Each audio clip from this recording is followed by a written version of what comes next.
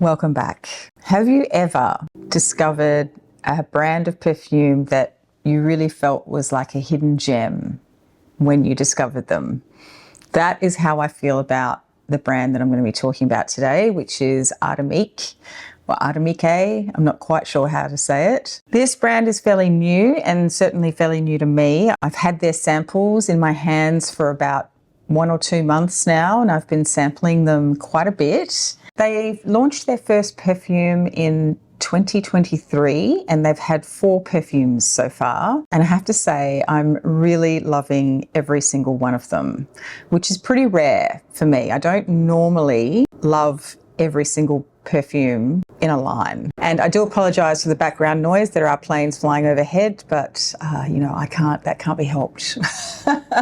It's just the time of day that I've ended up filming today, unfortunately. And I'm right in the firing line. I can actually see the planes doing their turn and then coming back towards me to land at the airport, which is over that way. Anyway, so Artemique was founded by Sarah Mazzacchini, and it's a Venetian brand. Sarah herself is a pharmacist, and by combining her scientific skills with her passion for perfumery, she has released some really spectacular perfumes in collaboration with the perfumer Cristiano Canali. I hope I'm saying that correctly. As I said, there's 4 perfumes. I've tried all of them now. I have worn all of these now many times, and I am really loving them. As I said, this brand is like a hidden gem for me. There is just something about these perfumes that really speak to me. And so, of course, I want to share them now with you. So the brand's name, in fact, is the fusion of art and chimique or chemistry, hence Artemique. So the scent profiles of each of these perfumes, I would say, is at once familiar. You know, they're familiar scent profiles as a whole, but there's something in each of them that makes them a little bit unique and takes you on a little bit of a journey. And I will say that each of the scent profiles is also incredibly addictive. There's just something about them that keeps me coming back to them. Even when I first tried them, and a couple of them, I wouldn't say they're challenging, but there is something maybe a little bit odd about them. And my brain was really struggling to figure it out. But at the same time, it was so addictive, I kept wanting to go back to it again and again and again. So they're very interesting perfumes. They're beautifully done, spoiler alert. And I have been thoroughly enjoying sampling these perfumes over the last couple of months. All right, so the first one is this one. This is Philtre D'Ambre. And the inspiration for this one apparently is 13th century Venice. And it's meant to evoke the city's rich history of trade and culture. And I'll start with this one because it seems to be a little bit different from the others. The packaging is darker, whereas everything else is sort of swathed in white. It's obviously a bit heavier and darker than the other perfumes in the line as well. I will put this on skin. So as soon as I spritz this on my skin, I get a burst of ambery sweetness that is pretty familiar. It smells like an amber. There is something about it that reminds me of other ambers that I have in my wardrobe, but there's also something very different about it as well. It's dark, but not too dark. It's a little bit smoky. It's very syrupy without being sickly sweet, but it's got that sort of syrupy, resinous texture about it, which you could argue is just sort of a gooiness in a way. But there's also a thread of freshness in this perfume, which I think is what makes it unique and a bit of a standout compared to other reference amber fragrances in my wardrobe. And that freshness is very salty smelling, marine-like. And we all know I'm not a huge fan of marine-like fragrances, but this is pretty spectacular. And it's not too much. It's definitely there and you definitely get it, but it just has this thread of freshness that comes through like a blast of sea breeze in your face on a really cold wintry day or something. As I said, it's salty and marine-like, but it's not too much. And it's just done in a way that makes it very wearable and it just feels really balanced. Consequently, even though I have only been wearing this so far in the cooler months here in Brisbane, although Brisbane doesn't exactly get super cold, I do have a feeling that this is an amber fragrance that is very ambery and wintry and cozy, but I think it would probably work really well in the warmer months as well, just because you've got that thread of salty marine-like freshness coming through, which lifts it a little bit. The amber accord itself in here is really, really beautiful, and it's very well done, and it reminds me a lot of some other highly regarded and some of my favorite amber fragrances that I do have in my wardrobe. Things like L'Artisan Parfumeurs L'Eau d'Ombre Extreme, Serge Lutens Ombre Sultan. Although this is not as powdery as the L'Artisan, and it's not as herbal, dry and dusty and herbal as the Serge Lutens fragrance, but there's kind of elements of all of those things in here. The other thing that I get, especially in the very early stages of the opening, I get this almost caramel accord, similar to the caramel sweetness you get in, say, Noir Esquis by L'Artisan Parfumeur, or what's the other one? There's a Serge Lutens fragrance that smells a little bit like this. La Participe Passé is the other one. And there's in both of those fragrances, there is something that almost is gourmand. It's kind of caramelly, but it's almost kind of burnt as well a little bit. And it's blended in with an amber accord and lots of spices. So it doesn't quite go too far in the gourmand direction, but that's how this one feels. It feels like it brings in elements from all of those perfumes, all of which I love, by the way, and sort of brings them in and balances them out, but then it adds this really beautiful, unique, salty, marine-like thread through it, which I think is coming from, I think there's a note of red algae in here, or red seaweed, I should say. And I really want to emphasize that while I'm comparing it to all these other perfumes, I'm not saying it smells exactly like any of them, or that any of those smell exactly like this, but it reminds me of all these different perfumes, which I'm actually really happy about because I love all of them. So this obviously is going to be something that I really enjoy. And when I first sprayed it on, and I hadn't looked at the notes, I hadn't looked at anything about it, I hadn't looked up the brand, and I was thinking, I remembered getting a whiff of that sort of marine element in there, and I thought, oh no, this is going to go pear-shaped for me, but it didn't. It actually settles down and balances so beautifully with the rest of the notes in this perfume that you don't find it too aquatic, you don't find it too dark, you don't find it too sweet. It's just the right balance of everything. As it dries down further, which, I've only just spritzed this on my hand, so I don't have the dry down on my hand, but as it dries down further, the sweetness settles, the marine-like tones settle, and you're just left with this really beautiful earthy resins coming forward. And there is a little bit of a green frankincense in here too, I think. I'm really having a moment with anything that has like a green leaning frankincense at the moment. And by green leaning, I mean, it doesn't smell like it's being burnt. It doesn't smell smoky, although there is definitely a bit of a smokiness to this perfume, I feel, but I feel like the incense itself is more resinous and green than it is, smoky and dry, if that makes any sense. But there is an element of all of those things in here. So all in all, before I spend half an hour raving on about this one perfume, but all in all, I would say that this is a really, really interesting, well done amber perfume. And if you are like me and you feel like every new amber release just smells like the last, then this might be one worth checking out, because this is, it just surprised me that an amber release could feel unique in light of everything that's come before it. So that is Philtre D'Ambre. Yeah, fantastic amber. Just worth smelling it. Even if you don't feel like you need to add it to your wardrobe, or you don't want to buy another perfume, just smell it, because it's just really interesting and it's beautifully done and it's amazing. The notes, I guess I should provide you with the official notes, although you can always look these up yourself. But officially the note listing for this is red mandarin, Turkish rose, and Venice lagoon accord in the top. Obviously some kind of aquatic fantasy note. In the mid, you've got myrrh, red algae or red seaweed, nutmeg, and clove. And in the base, there's patchouli, benzoin, labdanum, Peru Balsam, and Venetian Church Accord, which surely must involve some kind of frankincense, you would think. Anyway, so if you like ambers, I really do feel like you should try it. All right, next up is one called Shower and Smoke.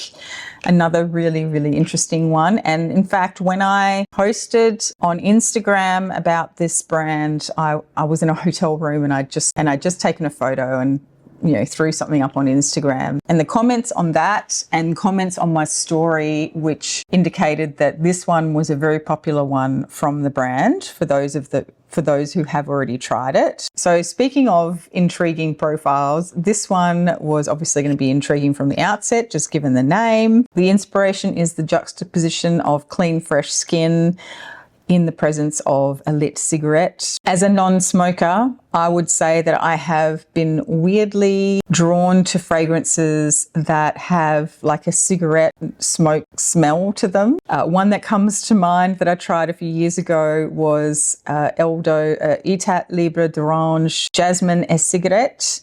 And I absolutely loved that one. But I remember when I spoke about it at the time, might have actually been even on my YouTube channel. I might have talked about it on a sampling video or something, but I just had no idea where I would wear it. But I loved it. I thought it smelled amazing. I've just always had this fascination with fragrances that have this cigarette vibe. The only one that I haven't really enjoyed, actually, funnily enough, is Mitsuko by Guerlain, which also is meant to have a bit of a cigarette. It's got this ashtray thing going on, but to me, it doesn't smell like ashtray. It smells like stale smoker's breath, and it's gross. On my skin, at least. If I just spray it in the air, it doesn't get that. But on my skin, something goes a bit sour, and it just smells like stale smoker's breath. It's disgusting. So cannot do Mitsuko, unfortunately, but I do like a good cigarette note in perfumery. Anyway, we digress. This one is great. It opens really bright, really fresh. You've got a lovely, juicy pink grapefruit in the opening. It's not too bitter and it's not too sweet, juicy grapefruit either. It's really, really nicely balanced, but it does feel juicy.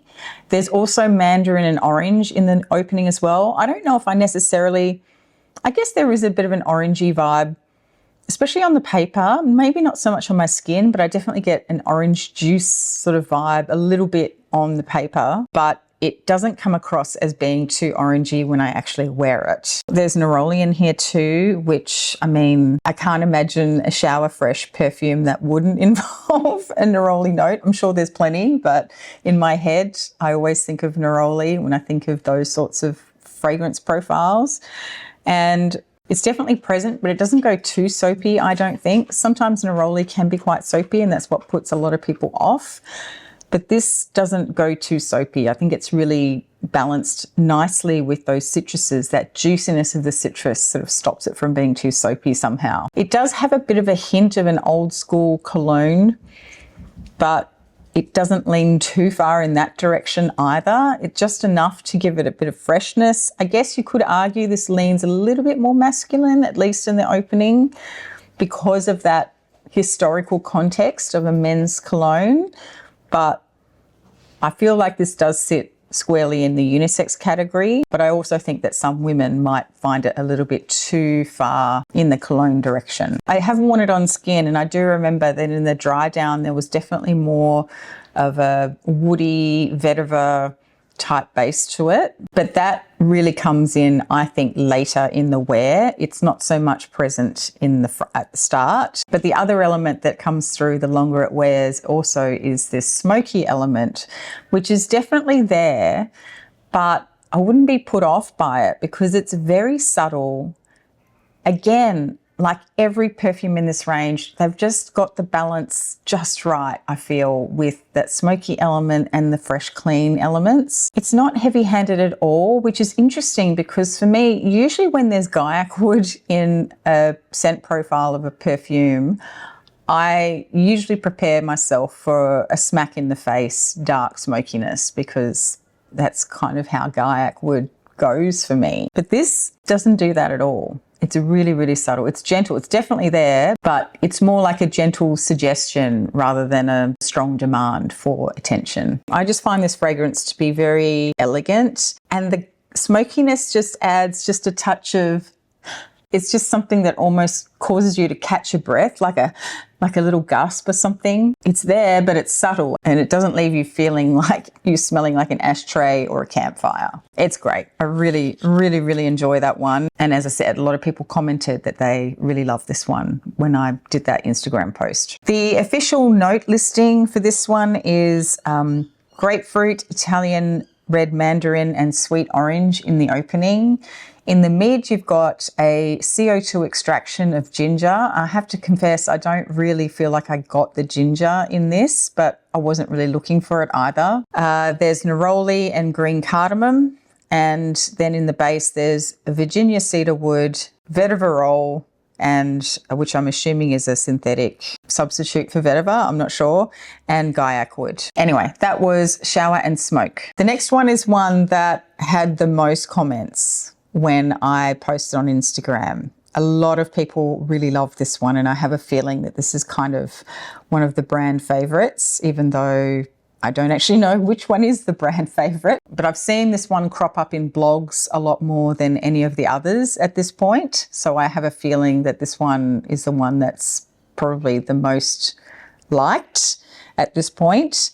This is Jasmin Gyokuro or Gyokuro. I'm not quite sure how to say it. And it's a nod to jasmine green tea, effectively. The notes are Calabrian bergamot, green tea, accord, and Williams pear in the top. In the mid, you've got jasmine, tuberose, and Tahitian tiare absolute. And then in the base, you've got vetiver, Haiti roots, musks, and angelica roots. That's interesting because I've copied these notes over, but I hadn't seen musk actually mentioned, and I had commented, I had written down as part of my notes that I did feel like there was definitely musk in here.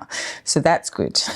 This is a very bright and captivating white floral fragrance. I feel like this is a very easy one to enjoy for yourself and on others. It opens with a slightly green jasmine that's very fresh, as I mentioned, and I think part of that freshness is coming from the tea accord in the opening. And indeed, this does smell a lot like a very refreshing floral tea. There is a hint of sweetness as it dries down. I'm going to spray some on.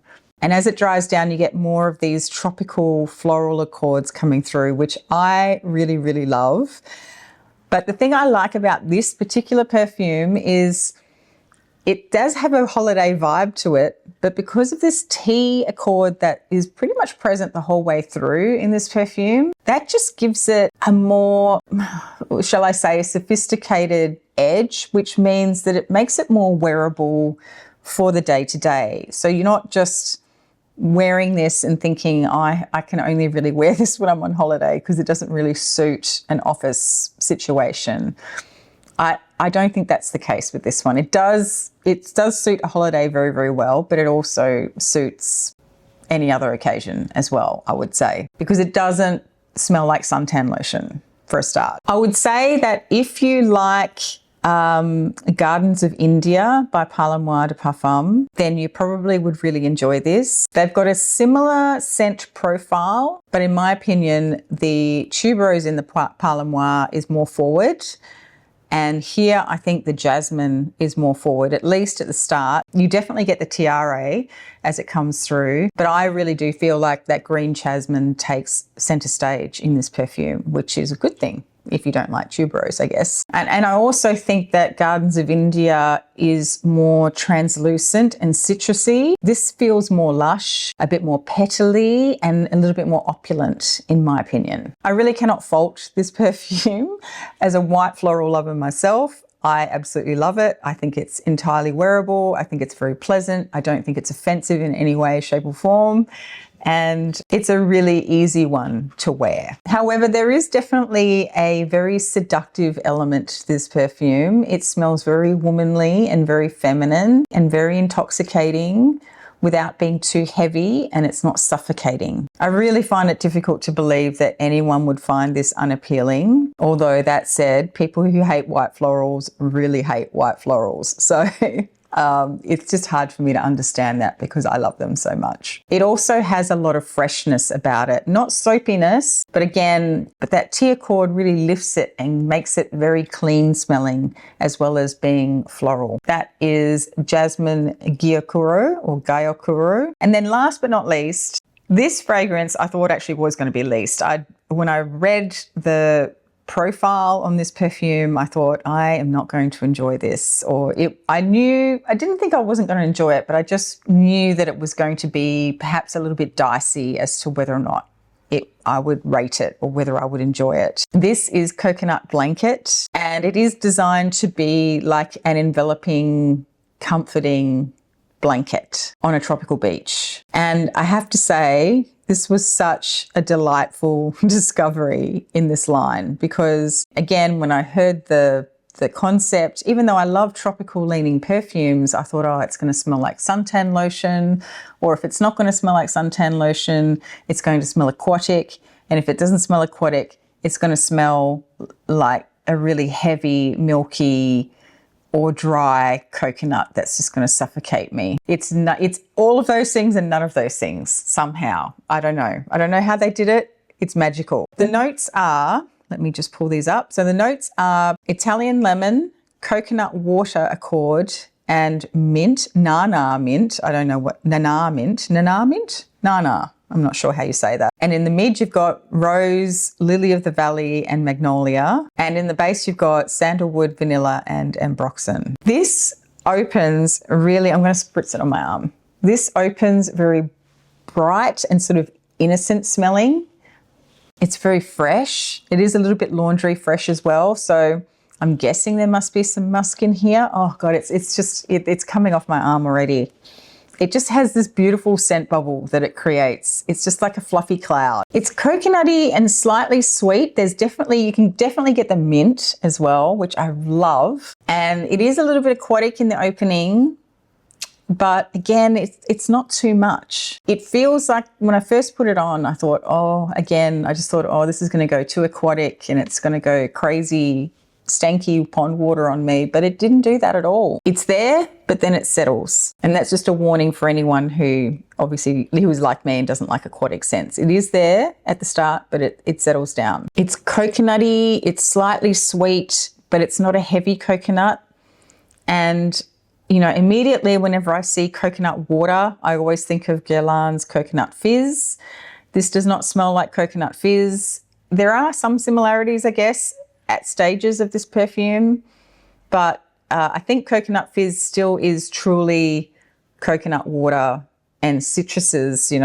It's more of an aquatic. This has a bit of a powdery, almost milky aspect to it, but it's not milky. It's just got a little bit more body to it than I think the Guerlain Coconut Fizz had. But the coconut in here is so light and watery that if you aren't a fan of coconut fragrances because you feel that coconut is done in a way that's either too dry and cloying or too creamy and milky, this is neither of those things. I will say though that if you're missing Coconut Fizz, this might be one worth checking out for that reason. What I love about this perfume is that fresh opening, especially with that mint. The coconut and the mint together is just such a great combination. It does remind me a little bit of a fresh ocean breeze, but you've got this fluffiness as well that comes in. So it's like it would be like me wearing this jumper, but being down near the beach of an afternoon and getting the fresh breeze in my face while I'm wearing this cozy woolly cashmere jumper. And in fact, the imagery I had in my head when I was wearing this on my skin for the first time was sitting in an open air cafe at the beach in wintertime, so being all rugged up in woolly things, but then sipping a coconut water and overlooking the ocean, looking at the ocean and having the breeze. That was the image in my mind when I smelled this perfume. Then as it dries down, it melds really nicely with your skin and it becomes this warm, soft, fluffy sandalwood vanilla type base. I do feel like it's a bit musky, but there's no musk note listed specifically. But you still get that coconut and the mint coming through even into the dry down. So again, they've done this thing where it's warm and cozy, but fresh and cool at the same time. And they've just balanced it so, so beautifully. So for me, this is a coconut perfume that I can really get on board with because it's watery and fresh and cooling in the opening, but it's also sort of a little bit sweet, airy and fluffy, and a little bit powdery in the dry down, but at the same time it won't suffocate you. I'm looking at you, Vanilla Powder and Blanche Bette. To me, this is just really delicate, very appealing, and kind of innocent smelling, really.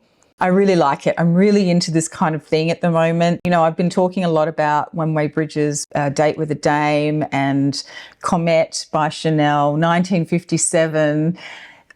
This is in the same realm as those in terms of how it feels and that beautiful fluffiness that it has, but it also has this coconut, minty, fresh, slightly aquatic element to it as well, which is just really, really interesting. I don't know if it's meant to be an aquatic perfume, but it does smell a little bit aquatic to me, and that's okay because this is an aquatic coconutty perfume that I can get on board with. So that is Coconut Blanket. Perfectly named, in my opinion. So that's it for my thoughts on these perfumes. I hope I wasn't sounding too hypey about them. I do find them very interesting. These fragrances really take you on a journey, and they all have their own distinct character, even though they also have a very familiar feel. Some of the scent profiles in here you'll definitely recognize, but there's just a bit of a twist in each of them that gives them their own character and makes them their own thing compared to what you've smelled before. There is something a little bit edgy and contrasting in each of them, maybe except for the Jasmine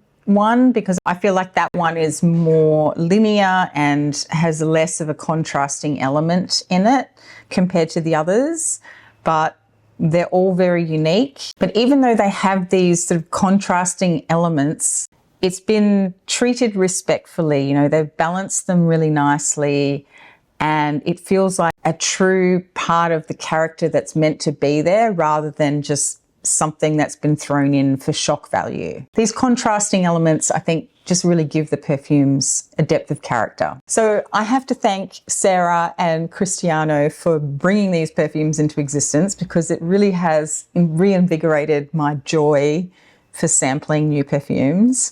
And I also have to say thank you to my dear friend Leah, who is the owner of the online store Bloom Parfums here in Australia. And she is now stocking these, but she sent me these samples. So thank you, Leah. Well, that's it, I guess. So let me know if you've tried anything from Artemique, and if so, what you thought of them.